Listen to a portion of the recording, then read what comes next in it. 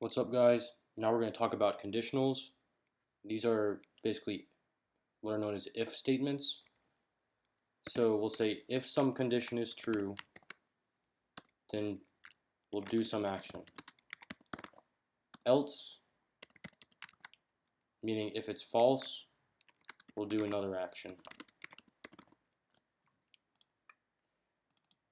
So up here we're going to say if 10 is greater than 5.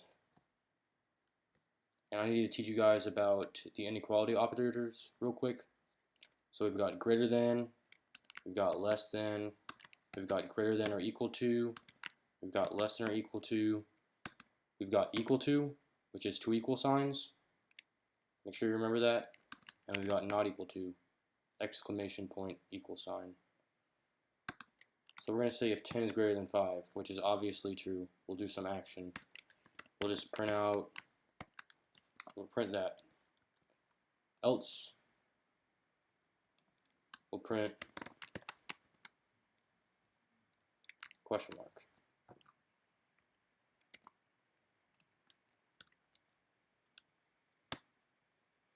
Oh, and look there. What's a strange creature? Also known as a donger, I think it is. You can look those up. There's quite a few of them. I'll add them some of them throughout the videos. Alright, so let's add one more thing. So I hope you guys can see this logic here. We'll say if some condition, do some action. Else, if it's not true, do a different action. So let's say if 10 is less than 5, what's going to happen? Save it, run it, you get a question mark because it's false. 10 is not less than 5. One more thing we can do here is we can add an elif. That's basically saying else if.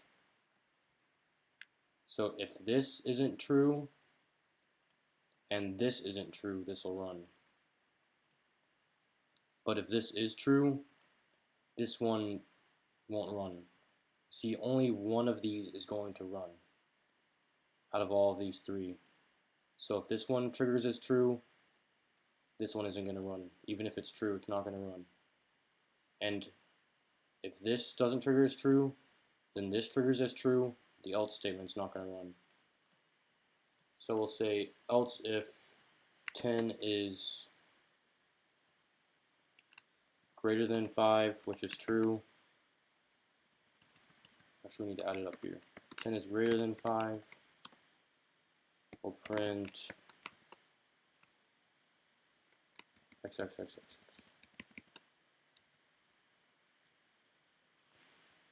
Alright. As you can see, only this middle one ran. But mainly you guys need to remember just the if and else statement. These two always complement one another.